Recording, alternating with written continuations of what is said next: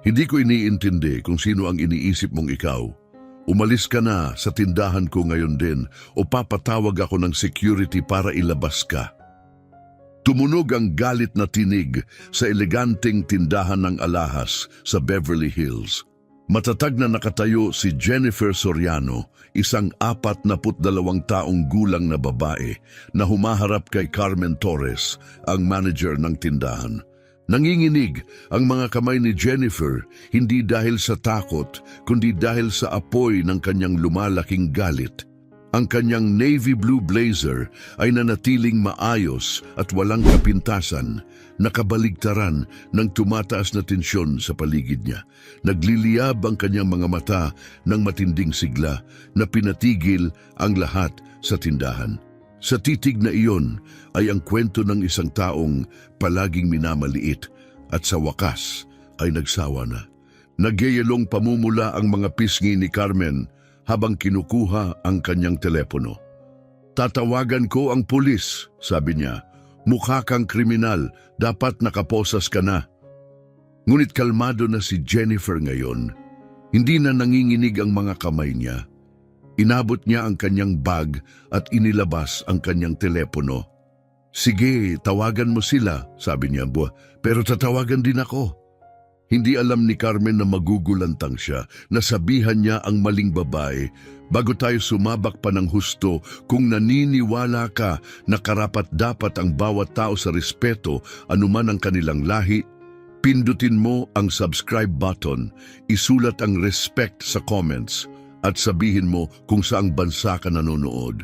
Pag-usapan natin si Jennifer Soriano. Sa edad na 42, siya ang matalinong tagapagtatag at CEO ng Luminous Designs, isang fashion empire na may 47 tindahan sa 12 estado at higit sa $180 milyong na benta kada taon. Hindi nakatago ang kanyang mga tindahan. Nakatayo ang mga ito sa Beverly Hills, Manhattan, Chicago at Atlanta. Suot ng mga artista ang kanyang mga disenyo sa red carpet. Ang kanyang mga singsing sa engagement ay lumalabas sa mga pahina ng mga luxury magazine. At sa loob ng 8 taon, palagi siyang nasa listahan ng Forbes bilang isa sa pinakamayayamang self-made na babae sa Amerika. Ngunit hindi ang tagumpay ni Jennifer ang tunay na dahilan kung bakit siya natatangi. Ang tunay na nagpapaalala sa kanya ay ang kanyang puso at kababaang loob.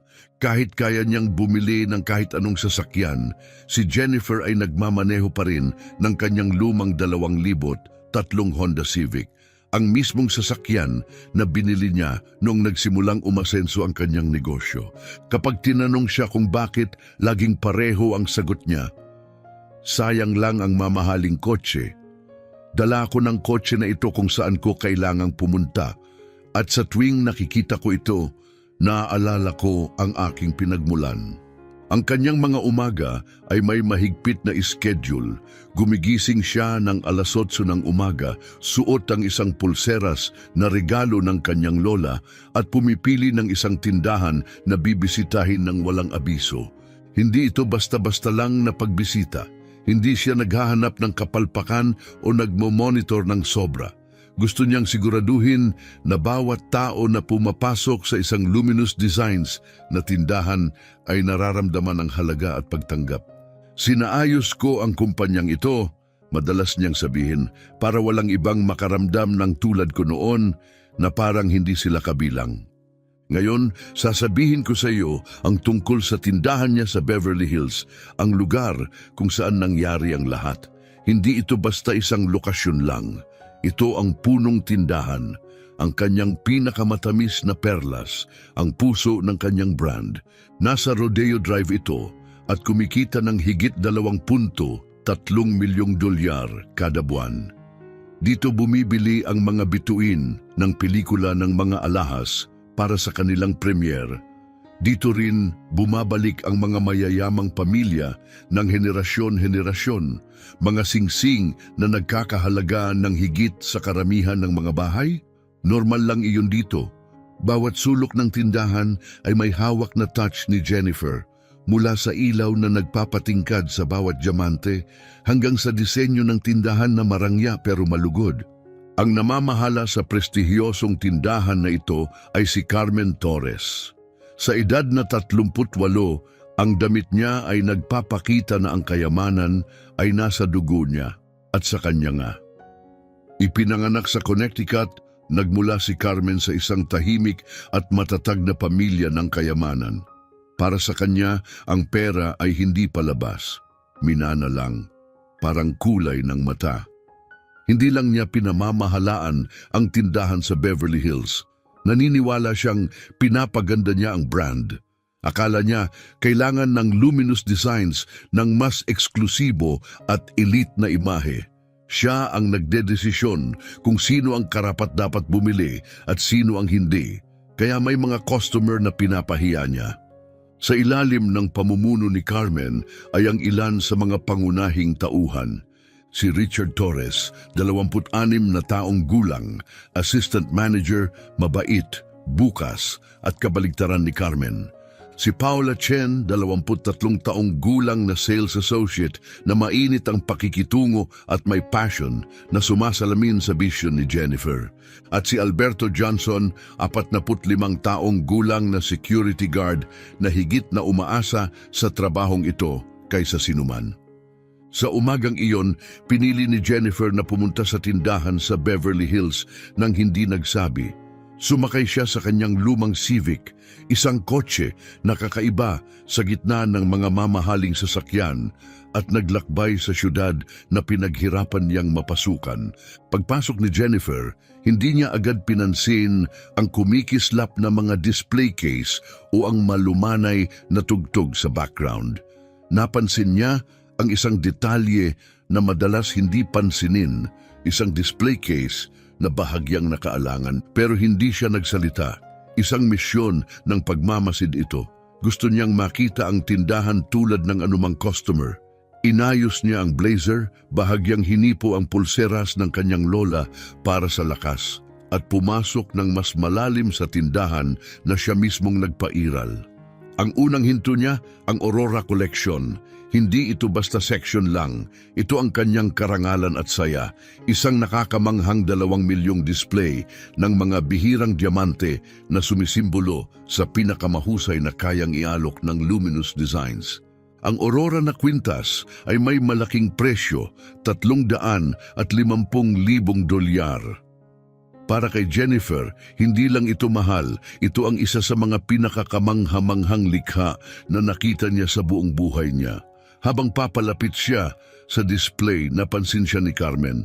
Lumapit ito na may ngiti na sa unang tingin ay tila mainit. Ngunit kung titingnan ng mabuti, makikita mong hindi umaabot ang init ng ngiti sa kanyang mga mata. May opinyon na si Carmen. Pinagmasdan niya si Jennifer mula ulo hanggang paa, hinusgahan batay sa itsura at pinagdesisyunan kung sino ang akala niya na ito. "Hello Jan!" sabi ni Carmen sa isang sobra-sobrang masiglang tono, pero sa ilalim nito ay may pagkawalang galang. "May hinahanap ka ba ngayon?" Hindi alam ni Jennifer na hinuhusgahan siya. Sumagot siya ng taos-puso at puno ng saya. "Oo, gusto kong tingnan ang Aurora Collection." Paglabas ng mga salitang iyon mula sa bibig ni Jennifer, nagsimulang lumuwag ang maskara ng magandang asal ni Carmen. Sa isip ni Carmen, ang Aurora Collection ay hindi para sa kahit sino lang. Ang mga piraso ay bihira, mamahalin at para lang sa mga kliyenteng akma ang hitsura at asal. Nagbago ang tono niya nang sabihin, ito ang aming mga premium na piraso. Nagsisimula ang presyo sa $200,000.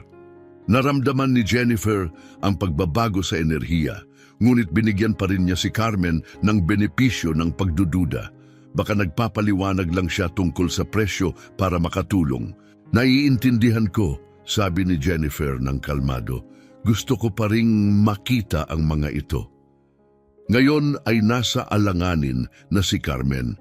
Hindi niya pwedeng tanggihan ng direkta, masyadong halata iyon. Pero ayaw rin niyang sayangin ang oras na ipakita ang mga mamahaling bagay sa isang taong naisip na niyang hindi karapat-dapat. Kaya sinubukan niya ang isa pang taktika. May espesyal na okasyon ba? Tanong ni Carmen, umaasang ididirekta si Jennifer sa mas mababang halaga. Kumindat si Jennifer, litong-lito. Sa lahat ng taon niya sa industriya ng mamahaling alahas, hindi pa siya nasabihan na ipaliwanag kung bakit gusto niyang tingnan ang isang bagay.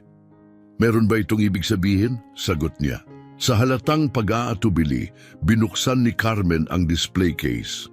Ngunit ang paraan ng paghawak niya ay nagsabi ng lahat. Para bang nagbabantay siya ng kayamanan mula sa isang taong hindi niya pinagkakatiwalaan. Mabagal ang kilos, halatang umaasa na mawawala ang interes ni Jennifer at aalis, pero nanatili si Jennifer. Yumuko siya at ininspeksyon ang mga alahas na parang isang tunay na profesional. Dahil siya nga iyon, itinuro niya ang pinaka-highlight na kwintas at sinabi, ang hiwa ng diamanteng ito ay kamangha-mangha, galing Colombia, di ba? Nabigla si Carmen, paano nagawa ng babaeng ito na hulaan ang ganong detalye? Karamihan sa mga tao ay hindi alam paano magtanong ng ganoon. Paano mo? Nahirapang magsalita si Carmen. Oo, tama ka. Nagpatuloy si Jennifer at ang sinabi niya ay dapat nagsilbing gising para kay Carmen. Walang kapintasan ng kalinawan, sabi niya, pero kailangan baguhin ang setting. Medyo hindi pantay ang mga panghawak. Naging depensibo si Carmen. Walang sinuman ang pumupuna sa mga bagay sa kanyang tindahan, lalo na ang isang taong dumating sa isang lumang Honda Civic. Ang aming mga piraso ay gawa ng mga pinakamahusay na alahero, mahigpit niyang sabi. Tiyak naman, sagot ni Jennifer ng mahinahon, medyo mapili lang talaga ako sa kalidad.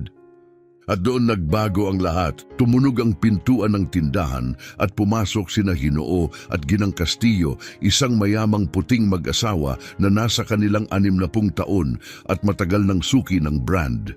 Agad namang sumigla si Carmen. Kitang-kita ang kakaibang pagbabago sa kanyang ugali. Hindi man lang tumingin kay Jennifer, sinabi niya, pasensya na. Kailangan kong asikasuhin ng ilang napakahalagang customer.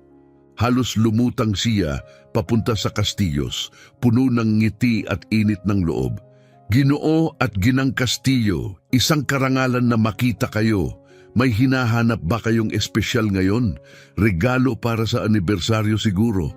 Nakatayo si Jennifer sa tabi ng bukas na display case, lubos na nakakalimutan. Naririnig niya ang lahat ng sinabi ni Carmen at narito ang linya na nagpabago sa pakiramdam ni Jennifer.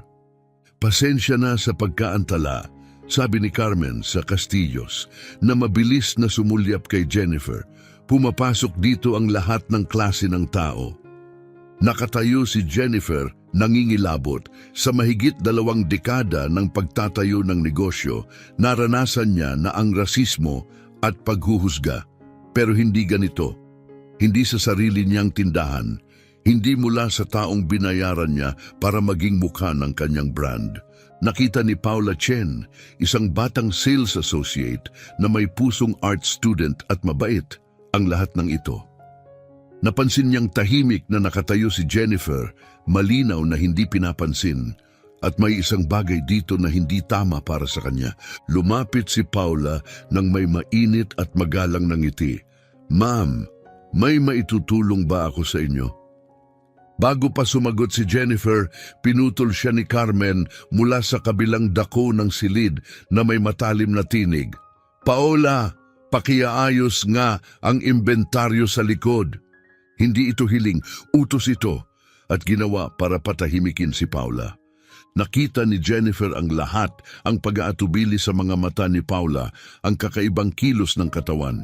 Ayos lang yan, mahal, sabi ni Jennifer ng mahinahon. Maghihintay ako. At naghintay siya. Sa loob ng 15 minuto, nanatili si Jennifer sa tabi ng display, tahimik na nanonood habang dinadara ni Carmen ang Castillos. Isa-isang inilalabas ang mga piraso. Detalyado ang mga paliwanag ng may passion at inalok pa sila ng champagne habang nakaupo sa mga marangyang upuan. Tahimik na nakatayo si Jennifer, pinapanood si Carmen na binibigyan ng mga kastilyo ng eksaktong serbisyong nararapat sa bawat customer ng luminous designs. Habang sila ay pinapalaki ang pansin at respeto, si Jennifer ay nanatili sa tabi ng bukas na Aurora display para bang hindi siya nakikita. Matapos ang 15 minuto na nakatayo doon nang walang isang salita mula kay Carmen, napagtanto ni Jennifer na sapat na ang paghihintay. Panahon na para kumilos. Kalmado siyang naglakad pabalik sa lugar kung saan kausap pa rin ni Carmen ang mga kastilyo at nagsalita ng may mahinahong profesionalismo. "Paumanhin po," sabi niya, matatag at magalang ang tinig. "Interesado pa rin po ako sa Aurora necklace." Lumiko si Carmen sa kanya, may pagkairita na lumabas sa kanyang muka. Nawala ang ngiti niya, pinalitan ng bahagyang pagtatampo. Sa mga mata ni Carmen, malinaw na labis nang nagtagal si Jennifer. "Tingnan mo," diretso si Carmen, matalim ang tono. "Ang mga iyon ay nangangailangan ng seryosong pinansyal na puhunan. Mas komportable kang tumingin sa aming fashion jewelry section." Inuulit niya iyon para palinawin ang punto, Asian Jewelry Section. Sa madaling salita, ito ang pinakamurang bahagi ng tindahan, mga piraso na mas mababa sa $500. Nagbigay na ng hatol si Carmen at pinili na hindi karapat-dapat si Jennifer na lumapit sa mga mamahaling koleksyon. Naramdaman ni Jennifer na naninigas ang kanyang panga, ngunit nanatili siyang kalmado. "Gusto kong bilhin ang Aurora necklace," sinabi niya ng pantay ang boses, "yung nagkakahalaga ng $350,000. Natawa si Carmen, isang bukas at nang iinsultong tawa. Hindi ang klaseng tawa na ginagamit para magpakitang galang. Isa itong tawa na nagsasabing hindi siya naniwala kahit isang segundo kay Jennifer. "Sige nga," sabi ni Carmen, may smug na ngiti, "kailangan ko makita ang patunay na may pera ka." "Patunay ng pera?" tanong ni Jennifer, totoong nagulat. "Oo," sagot ni Carmen na para bang nagpapaliwanag sa isang bata. "Mga credit card, bank statements, anumang magpapatunay na kaya mong bayaran." Tumingin si Jennifer sa paligid ng tindahan. "Ito ba ang palagi ninyong polisiya?" tanong niya, kalmado ngunit may matalim na tono. Mabilis na tumingin si Carmen sa mga kastilyo na komportableng nag-iikot pa rin. Walang humingi sa kanila ng pinansyal na dokumento. "Para sa ganitong laki ng pagbili? Oo naman," sagot ni Carmen ng maayos. Ngunit matagal nang nanonood si Jennifer. Nakita niya ang mga kastilyo na humahawak ng mga piraso na kasing halaga ng Aurora necklace. Hindi kailanman hiniling ni Carmen na magsumit sila ng credit check o patunay ng pera. Sa halip inalok sila ng inumin at tinrato na parang hari. At ngayoy tuluyang bumagsak ang maskara ni Carmen. "Lumayas ka," sabi niya, wala na ang ngiti. "Hindi ka naman mukhang may kaya bumili ng Aurora necklace. Siguro nandito ka para nakawin ito." Hinarap ni Jennifer ang kanyang tingin. Ang susunod niyang mga salita ay matatag at malinaw. "Hindi ako aalis." Parang kidlat ang dating ng linyang iyon. Sa unang pagkakataon, nagmukhang nagdadalawang isip si Carmen. Nagsimulang maintindihan na hindi isang nalilitong customer si Jennifer. Isa siyang taong lubos na nauunawaan ang nangyayari at hindi niya ito palalampasin. "Ngayon, gusto kitang tanungin, kung ikaw ang nasa posisyon ni Jennifer, aalis ka ba ng tahimik para mapanatili ang kapayapaan? O mananatili ka at ipapakita mo kung sino ka talaga?" Ibahagi ang iyong mga opinyon sa comments at huwag kalimutang mag-subscribe para sa mga kapangyarihang kwento tulad nito. Sa loob ng tindahan, nagbago ang lahat. Parang lumamig ang hangin. Lahat ay huminto. Tumingin ang mga kastilyo. Naka-freeze si Paola sa likod ng counter. Tumingin si Richard mula sa kanyang papeles. May pag-aalala. Kahit si Alberto, ang security guard, kumilos ng bahagya, ramdam ang mahalagang nangyayari. Binigyan na ni Jennifer si Carmen ng sobra-sobrang pagkakataon para tratuhin siya ng may simpleng respeto. Kalmado siya, propesyonal at napakapasyente, pero nilampasan na ni Carmen ang hangganan. Paumanhin, galit na sabi ni Carmen, naging malamig at agresibo ang tono. Nawala na ang mabait na anyo. Nakita ni Jennifer kung ano ang nasa ilalim at hindi maganda iyon. Narinig mo ako, sagot ni Jennifer. Konti pa rin ang kontrol sa boses niya, pero may bakal na ngayon dito. Iba ang trato mo sa akin mula nung pumasok ako.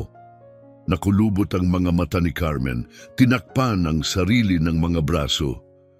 Ipinapakita ko ang trato sa bawat customer ayon sa aming pamantayan sa tindahan.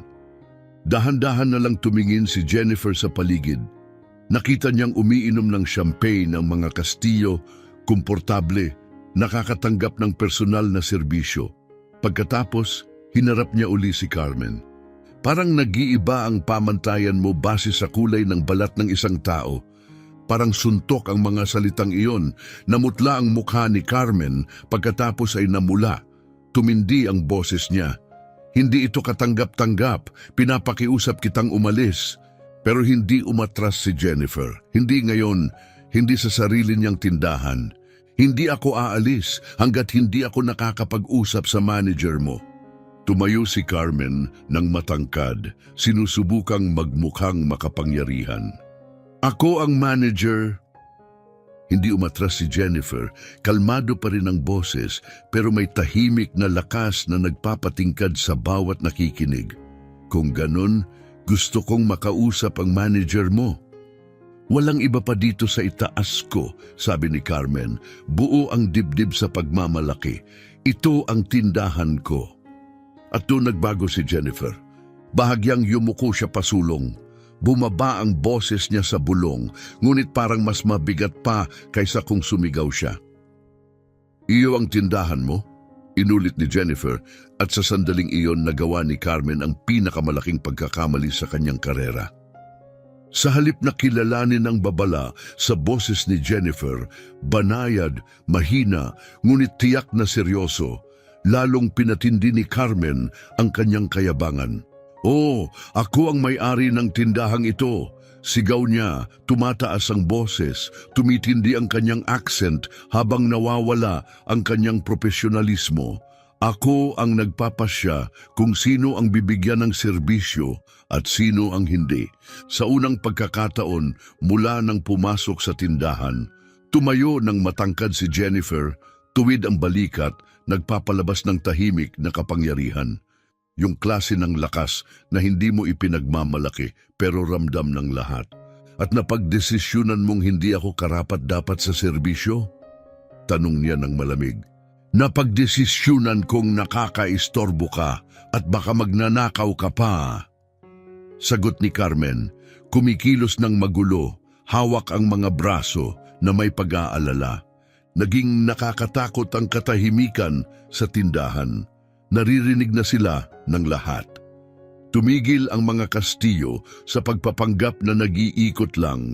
Buong atensyon nila ay nasa sagupaan. Ang ibang mga customer ay natigilan. Ilan pa nga ay nagtaas ng telepono para i-record ang bawat salita. Si Paula, nagulat, ay nakatayo sa likod ng counter, isa ang kamay sa bibig. Kahit ang malumanay na klasikong musika ay hindi nakapagpabawas sa mabigat na tensyon. Si Richard Torres, ang assistant manager, ay pinanood ang nagaganap mula sa likod. Sabi ng kanyang pagsasanay, umiikot na ito at kailangang maagapan kaagad. Carmen, siguro dapat natin, panimula ni Richard mahinahon ang tono. Ngunit biglang lumiko si Carmen, nagngangalit ang mga mata. Richard, wag kang makialam, sigaw niya. Itinuturo si Richard ng daliri.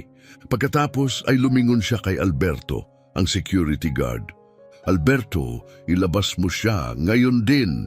Nag-aatubili si Alberto. Ma'am, sigurado po ba kayo? Maingat na tanong niya, tinitingnan si Carmen at Jennifer. Doon na sumabog si Carmen. Nanakaw siya! Sigaw niya ng malakas na marahil ay narinig ng mga tao sa malapit na mga tindahan. Hindi siya dapat nandito. Ilabas mo siya o pareho kayong tatanggalin. Parang putok ng baril ang salitang tatanggalin. 2 empleyado ang bantaang tatanggalin dahil hindi nila inalis ang isang customer na hindi naman lumabag sa anumang patakaran, maliban sa pagiging isang babae na gustong bumili ng mamahaling bagay. Si Jennifer na napanatili ang kanyang composure sa kabila ng mga insulto, pagtatanggihan at diskriminasyon ay umabot na sa punto ng pagsabog. Ngunit hindi galit ang lumabas. Isang mas malamig at mas delikadong bagay. Isang matalim at maingat na puot. Gusto niyo bang pag-usapan ang pagtatanggal ng mga tao? Tanong niya ng mahina, halos bulong lang kaya lahat ay nakinig. Nanginginig ang mga kamay niya hindi dahil sa takot, kundi dahil sa mga taon ng itinangging frustration. Mga taon ng palaging minamaliit. Mga taon ng pagtatayo mula wala, pero ginamit na baston sa sariling espasyo. Inabot niya ang telepono niya. "Huwag mong i-record to!" Sigaw ni Carmen na tuluyan nang nawawala ang kontrol. Tumingin si Jennifer pataas. Matalim ang mga mata, hindi umiiwas. "Hindi ako magre-record," sabi niya, matatag na parang bato ang boses. "Tumatawag ako sa board." Sa unang pagkakataon, kumindat si Carmen nang may pagkalito. "Anong sinabi mo?" Nagmadaling pindutin ni Jennifer ang mga numero sa telepono. Tinawagan ang isang numero mula sa memorya. Nang sagutin, nagbago ang tono ng boses niya. Naging malinaw, diretso, profesional. Ang boses ng isang babaeng sanay sa paggawa ng malalaking desisyon. "Sarah, si Jennifer Soriano ito. Kailangan ko ng emergency board meeting. Ngayon din." Narinig ni Carmen ang pangalang Jennifer Soriano at may kumislap sa alaala niya. Siguradong narinig niya ang pangalang yun noon, pero sa kanyang panik, hindi niya matandaan kung saan. Samantala, naging maputla si Paula Chen. Nag-scroll siya ng mabilis sa telepono niya at habang binabasa, lalo pang lumaki ang mga mata niya. Biglang napabigkas siya ng malakas at hindi sinasadyang tunog na nakapatingin ang mga customer sa paligid. Pinanood ni Richard ng mabuti si Jennifer, ang kumpiyansa niya, ang kaalaman niya sa alahas, ang tindig niya, at narinig niya Jennifer Soriano. Tiningnan niya si Paula, ipinakita nito ang telepono niya at agad na nabuo ang puzzle. Nawala ang kulay sa mukha ni Richard. Naiintindihan niya ng eksakto kung sino ang sinisigawan ni Carmen. Si Jennifer, na nasa tawag pa rin, ay patuloy na nagsasalita. Ang boses niya ay umaalingaw-ngaw sa isang ganap na tahimik na silid. "Nasa Beverly Hills na lokasyon ako," sabi niya. "Hindi ang tindahan sa Beverly Hills, kundi ang Beverly Hills na lokasyon." Hindi pabaya ang mga salita niya, nagdadala ito ng pag-aari, utos, autoridad. May kapangyarihan siyang tumawag ng emergency meeting tungkol sa nangyayari sa tindahang iyon dahil sa kanya ito. Nakatayo si Carmen na parang hindi makagalaw, bukang-buka ang bibig, umiikot ang isip, sinusubukang makaagapay.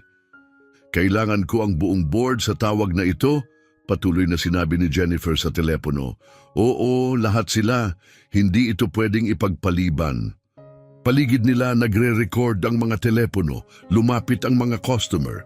Lumapit ng bahagya ang mga kastilyo na naakit sa unos na unti-unting bumabalot. Ipinakita ni Paula kay Richard ang isang bagay sa screen niya. Tumango ito, nagulat.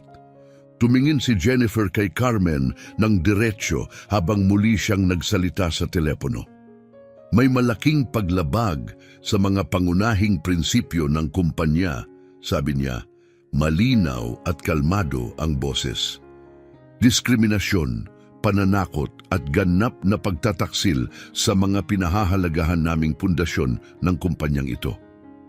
Bawat salita'y parang suntok sa sikmura. Mga halaga ng kumpanya, mga patakaran ng tindahan, Nalilito si Carmen. Sino ba itong babae? Hihintayin ko habang kinokolekta mo lahat sa linya, sabi ni Jennifer. Pagkatapos ay ibinaba ang telepono at buong atensyon na ibinigay kay Carmen. Napakalalim ng katahimikan sa tindahan na maririnig mo ang paghulog ng karayom. Bawat tao, mga empleyado, mga customer, pati ang mga nagpapanggap na hindi nakatingin ay nakapako, humihinga ng malalim, naghihintay na makita kung ano ang susunod na mangyayari. Para bang pati ang background music ay tumahimik, pero sa totoo lang, marahil ay sobrang gulat lang ng lahat kaya hindi nila ito napansin. Nakatayo si Jennifer nang hindi kumikilos, hawak ang telepono, nakatingin kay Carmen. Ang kanyang ekspresyon ay may lalim, galit na nag-uumpisang sumiklab sa ilalim, halo ng pagkadismaya at isang mas malalim, tahimik na kalungkutan. Ito ang uri ng kalungkutan na dumarating kapag pinapanood mong minamaliit ang isang bagay na buong puso mong pinagsikapan, lalo na kung ito ay ginawa ng mga taong dapat nagpoprotekta rito. Sa wakas ay nakapagsalita si Carmen, halos hindi marinig ang boses. Sino ang tinatawagan mo? Hindi tinaas ni Jennifer ang boses, hindi niya kailangan. Ang sagot niya ay parang talim na pumunit. Sabi ko na sa'yo, tatawag ako sa board of directors ko. Ang mga taong gumagawa ng mga desisyon tungkol sa mga lugar na tulad nito. Ang mga taong nagpapasya kung sino ang mananatili at sino ang aalis. Doon na tumama kay Carmen na parang truck. Ang pangalang Jennifer Soriano ay hindi lang basta pamilyar. Ito ang pangalan. Ang pangalan na nakalimbag sa bawat memo, bawat dokumento ng pulisiya, bawat tseke na nilagdaan niya sa nakalipas na 8 buwan. Hindi lang basta customer si Jennifer. Siya ang customer. Siya ang tagapagtatag, ang CEO, ang mismong babaeng nagtayo ng Luminous Designs mula sa simula. Ang parehong babaeng mininsala, tinanggihan at sinubukang itaboy palabas ng sariling tindahan ni Carmen. Hindi lang niya nilait ang sarili, minaliit niya ang taong maaaring tapusin ang kanyang karera sa isang pangungusap. Napabigla si Paula, halatang may halong pagkilala at pagkabigla sa boses. Diyos ko! Lumapit si Richard para makita ang telepono ni Paula. Nandoon, sa unang pahina ng buwanang newsletter ng kumpanya, ay larawan ni Jennifer Soriano, nakangiti ng may kumpiyansa sa ilalim ng headline, CEO Spotlight, Building Dreams One Store at a Time. Naputla si Richard ng husto, saksi sila sa pagbagsak ni Carmen sa real time. Carmen, tigilan mo na ang pagsasalita, panawagan niya, desperadong gustong iligtas ang natitirang bahagi. Ngunit hindi siya pinapakinggan ni Carmen. Nasa bingit ng delusyon, tumingin siya sa paligid. Nakikita lang ang mga mapanuring mata at mga cellphone na nire-record bawat segundo. Ano ba ang pinagmamasdan ninyo? Doon tinapos ni Jennifer ang kanyang tawag. Kalmado, may layunin, ibinalik niya ang telepono sa kanyang bag na parang taong nagsimula ng hustisya. Tumingin siya pataas. Kalmado ang mukha, sobra kalmado. Ang uri ng kapayapaan bago dumating ang unos. Carmen, sabi niya ng matatag. Matatag at may utos ang boses. Ano ang alam mo tungkol sa mga fundamental na prinsipyo ng pagtatatag ng Luminous Designs? Kumindat si Carmen sa gulat. Hindi ito pwedeng nangyayari. Akala niya ay inaasikaso niya lang ang isang magulo na customer. Ngayon ang customer na iyon ay nagtatanong sa kanya? Dahan-dahan na inabot ni Jennifer ang kanyang bag, sinadya, tulad ng isang gunslinger sa western movie. Inilabas niya ang isang maliit na card at ipinakita kay Carmen ng malinaw. Jennifer Soriano, binasa niya ng malakas, tagapagtatag at punong opisyal ng kumpanya. Ang tunog na lumabas sa bibig ni Carmen ay parang halo ng pagkagulat at pag-iyak.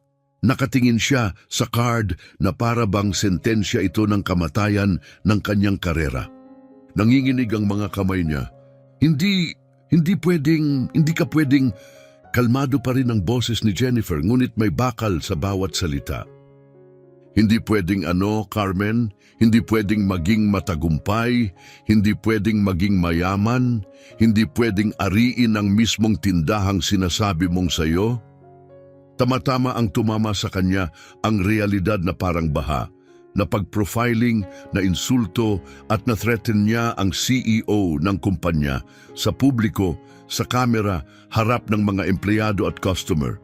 Pumuno ng luha ang mga mata niya, tumulo habang nanginginig ang katawan, nabasag ang maskara, na hindi ko alam, umiyak siya, hindi ko sinasadya. Hindi umatras si Jennifer, napakinggan na niya ang mga ganong dahilan ng sobra-sobra. Sinadya mo bawat salita, banayad niyang sabi, bawat tingin, bawat hinala. Sa kabilang dako ng tindahan, tahimik na nagayos ng kanilang mga gamit ang mga kastilyo. Walang sinabi, umalis sila, nahihiya na naging bahagi ng eksena, nahihiya sa espesyal na trato na natanggap nila habang may ibang nahihiya. Nananatiling tahimik ang ibang mga customer, marami pa rin ang nagre-record, lahat ay lubos nang nakaalam na hindi ito basta reklamo. Ito ay isang mas malaking bagay. Hindi ito isang alitan, ito ay isang paghaharap ng katotohanan. Nanatiling tahimik ang silid, puno pa rin ng tensyon, puno ng mga matang nagmamasid at mga kumukulong kamera. Parang maririnig mo ang paghulog ng karayom. Parehong mga customer at empleyado ay nanatiling nakapako, para bang nahuli sa bigat ng sandali. Dahan-dahang nilingon ni Jennifer ang bawat empleyado, matatag ang boses, may utos, ngunit hindi kailanman malupit. Nagsalita siya na para bang isang taong karapat-dapat maghusga, hindi dahil sa takot, kundi dahil sa mga taong taon ng pamumuno na nakabase sa mga pagpapahalaga. Richard, sabi niya, nakatingin ng diretsyo sa batang assistant manager, sinubukan mong pigilan ito bago pa lumala, napansin mong may mali at kumilos ka. Tahimik na tumango si Richard, masyadong nabigla para magsalita. Paola, nagpatuloy si Jennifer, nilingon ang batang sales associate, nagpakita ka ng tunay na kabaitan. Pinagtanggol mo ang isang taong pinabayaan, iyan ang pinaninindigan ng kumpanyang ito. Napuno ng luha ang mga mata ni Paula, ngayon hindi dahil sa stress, kundi sa malalim na ginhawa at pasasalamat. At si Alberto, sabi ni Jennifer, tumitig sa security guard, kinwestiyon mo ang isang utos na hindi tama, gumamit ka ng sariling paghusga, nangangailangan iyan ng tapang. Tumayo ng tuwid si Alberto, may ningning ng pride sa mga mata. Ang mga instinct niya na hinasa sa maraming taon ng pagsasanay militar ay naging kapaki-pakinabang. Pagkatapos, nilingon ni Jennifer si Carmen, hindi tumataas ang tono niya, hindi siya sumigaw, pero ang mga salita niya ay pumuksa na parang huling salita. At ikaw, sabi niya, halatang nadismaya, sinira mo ang bawat pagpapahalaga na pinaninindigan ng kumpanyang ito.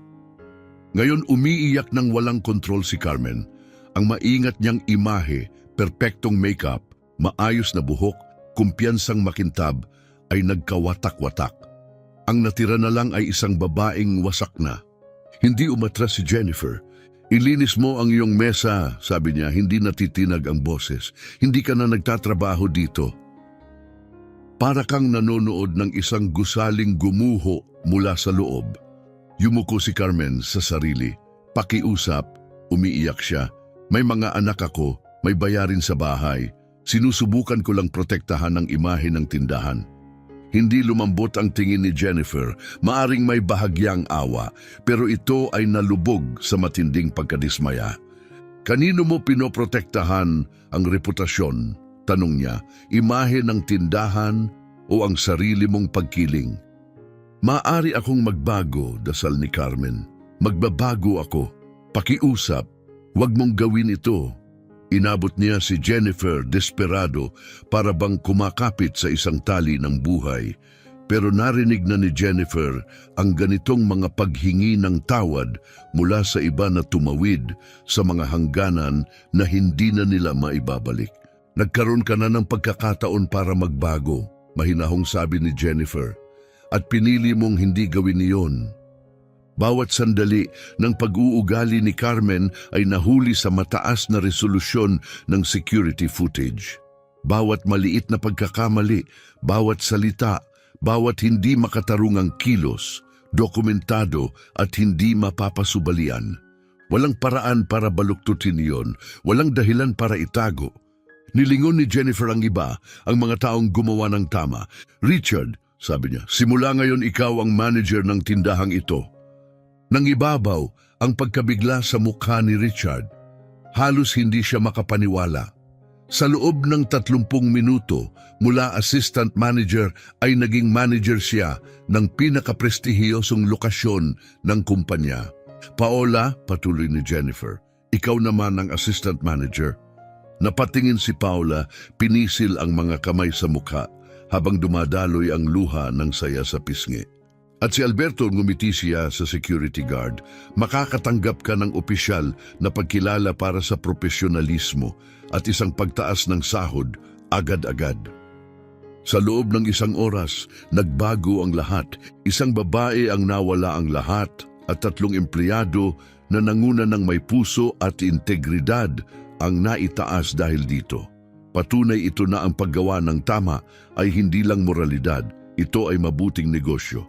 Nasa sahig pa rin si Carmen, nalulunod sa katotohanang ang buong karera niya ay gumuhuna. Ang babaeng kanyang tinanggihan ay hindi lang may kaya bumili ng tindahan, siya ang may-ari nito. Ang mismong tindahang sinubukan ni Carmen ang angkinin ay pag-aari ng babaeng gustong itaboy. Tumingin si Jennifer sa kanya ng huli. Walang tagumpay, walang kasiyahan ang mukha niya. Lamang ay ang tahimik na paniniwala ng isang taong ginawa ang kailangan para protektahan ang lahat ng kanyang itinayo. Paligid nila, ang mga customer ay patuloy pa ring nagre-record, patuloy na sinusubukang unawain ang kanilang nasaksihan. Pumasok sila para mamili at naging bahagi ng isang sandali na hindi nila makakalimutan. Pero hindi pa tapos si Carmen sa pagmamakaawa.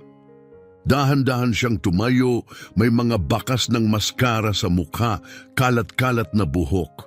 Jennifer, pakiusap, sabi niya, gamit ang unang pangalan para bang baka makatulong ang pagiging pamilyar. Nagkamali ako, isang pagkakamali lang, pakiusap, huwag mong sirain ang buhay ko. Dahan-dahang lumingon si Jennifer sa kanya. Sa sandaling iyon, may isang bagay sa mga mata niya, isang bagay na halos maituturing na habag. Isang pagkakamali. Inuulit niya ng mahinahon. Carmen, hindi ito isang pagkakamali. Isa itong pattern. Ipinakita nito kung sino ka talaga. Pwede akong magbago, pakiusap ni Carmen. Pupunta ako sa sensitivity training, matututo ako. Umiling ng dahan-dahan si Jennifer, hindi mo matutanggal ang pagkiling sa pamamagitan ng pagsasanay. Sabi niya, pipiliin mo lang na hindi kumilos ayon dito.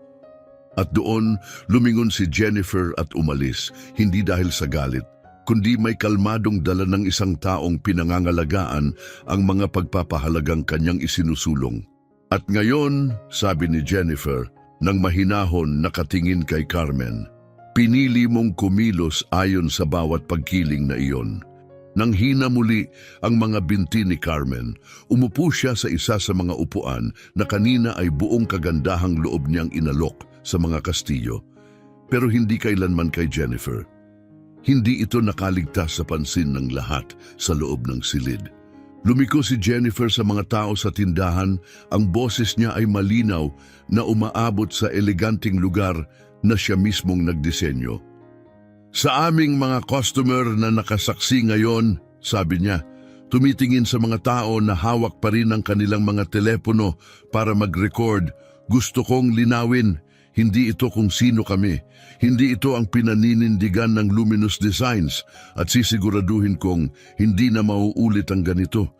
Hindi sa tindahang ito, hindi sa kahit anong tindahan na pag-aari ko. Lumapit ang isang matandang lalaki, isang Ginoo na tahimik na nanood sa nangyari. Tinanggal niya ang kanyang sombrero bilang paggalang at sinabi, "Ma'am, ang paraan ng paghawak mo sa lahat ng ito. Hindi ko pa nakita ang ganitong biyaya at lakas. Dapat kang ipagmalaki sa iyong naitayo." Ngumiti si Jennifer ng may mainit at nagpapasalamat na pagtingin. "Salamat. Pero kasing lakas lang ako ng mga taong kumakatawan sa aking kumpanya. At ngayon, 3 sa aking mga empleyado ang nagpaalala kung bakit ko sinimula ng negosyo na ito." Si Richard, na sinusubukang tanggapin ang gulat ng biglaang promosyon, ay lumakad ng matatag. "Miss Soriano," maingat niyang tanong, "ano po ang nais ninyong gawin namin sa natitirang bahagi ng araw?" Napatingin si Jennifer sa paligid, ang mga customer, ang mga alahas, ang tindahang palaging tungkol sa saya at pagdiriwang, hindi kahihiyan. "Nananatili tayong bukas," sabi niya ng may paninindigan. "Pinaglilingkuran natin ang bawat customer ng may respeto at dignidad. At sisiguraduhin nating hindi na mauulit ang nangyari dito kahit saan man." Si Paula na ngayon ay assistant manager ay nagtingin ng kinakabahan. "Paano naman ang media?" tanong niya. "Nasa online na ang mga video." Ngumiti si Jennifer ng bahagya. Itinayo niya ang kanyang kumpanya sa panahon ng digital. Alam niya kung gaano kabilis kumalat ang mga ganitong pangyayari. "Hayaan silang mag-post," sabi niya ng kalmado. "Hayaan makita ng mundo kung ano ang nangyayari kapag hinuhusgahan ng isang tao sa panlabas, hindi sa tunay niyang pagkatao. Hayaan silang makita kung paano namin ito hinaharap." Lumapit si Alberto ng may paggalang. "Ma'am, sasamahan ko po ba si Miss Torres palabas?" Tumingin si Jennifer. Tahimik na nag-iimpake si Carmen sa likod ng counter, mabagal at halatang nadurog ang loob. "Wag," mahinahong sagot ni Jennifer. "Hayaan siyang umalis nang may natitirang dignidad."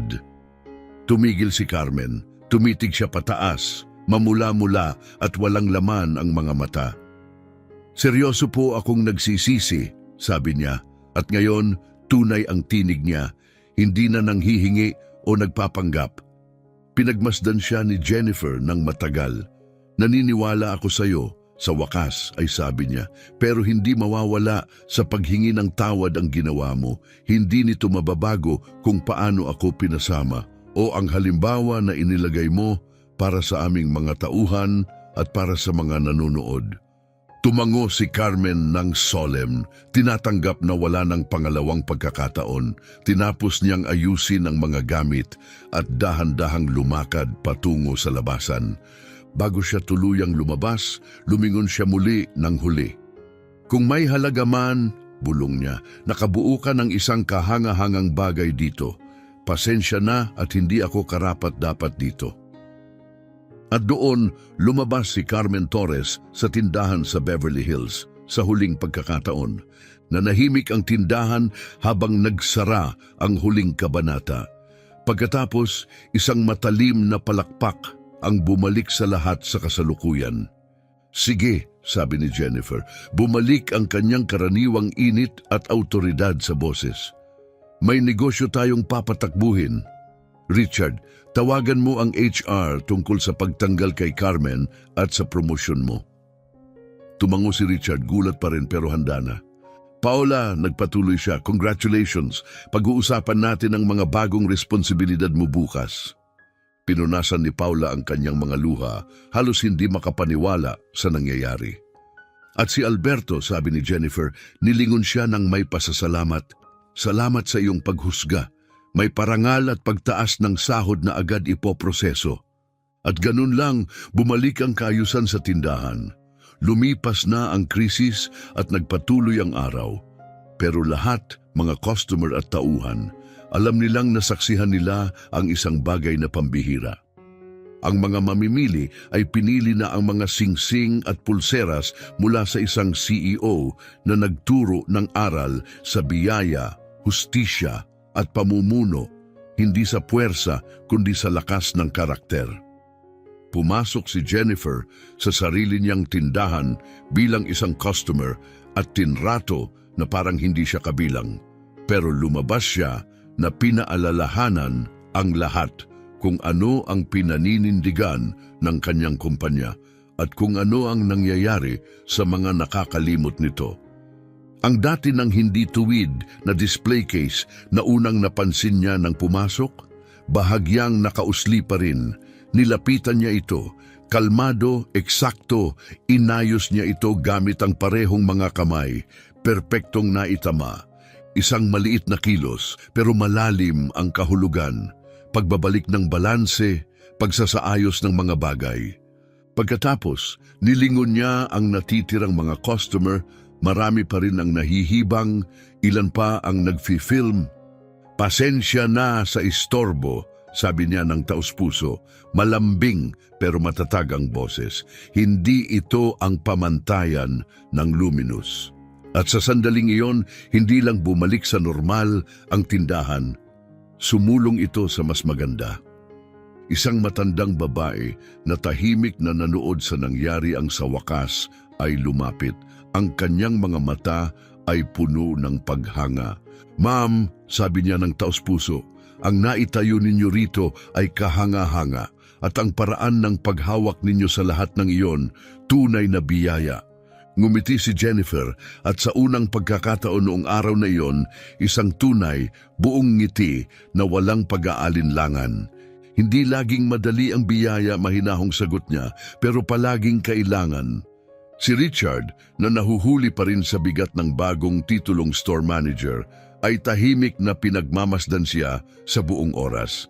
May halong paghanga ang nasa mukha niya. Paano ka nakapagpanatili ng ganitong kalmadong disposisyon? Tanong niya nang may taos-pusong pagkamausisa.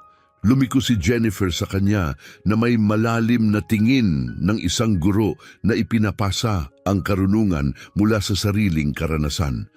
20 taon ng pagtatayo ng kumpanyang ito ang nagturo sa akin ng isang mahalagang bagay. Sabi niya, ang aking tugon ang nagpapakilala sa akin, hindi ang mga kilos ng iba. Maari akong magalit, sumigaw, hayaan silang mapahiya, pero hindi yon magpapabuti sa akin. Magmumukha lang akong malakas ang boses. Lumapit siya ng ilang hakbang, palapit sa isa sa mga customer na nagre-record at tumingin ng diretso sa lente. Matatag ang kanyang boses, may bigat, ang klaseng bigat na nagmumula sa taong nabuhay ang bawat salita. Hindi ko itinatayo ang kumpanyang ito para patunayan na kabilang ako, sabi niya. Itinatayo ko ito para lumikha ng mga lugar kung saan lahat ay kabilang. Huminto siya sa kaitinaas ang kanyang pulso. Nakasabit dito ang isang payak, luma at pilak na pulseras, mga marka ng panahon pero mayaman sa kahulugan.